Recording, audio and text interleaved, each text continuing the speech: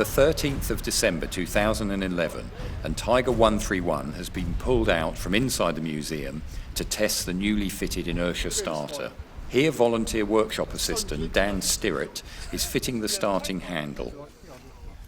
Workshop manager Mike Hayton fits the starter engagement key. This operates a control rod that in turn engages the starter onto the flywheel. As it's a handmade item, it's difficult to fit without a reference depth. That's it. Right,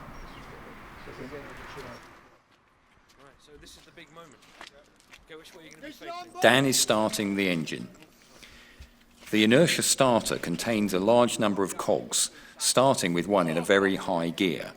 The speeding up of the cogs changes the speed of the gears to create a tremendous amount of torque. We'll do this change.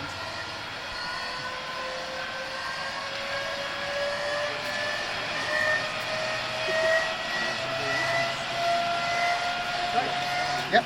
By pushing the starter key, the starter drive moves forward to mesh with the crankshaft and start the engine.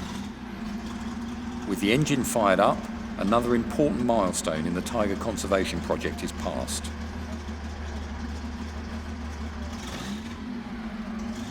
The crank is removed and in normal operation would have been stowed by the crew on the rear of the engine and a steel bung placed in the hole in the hull.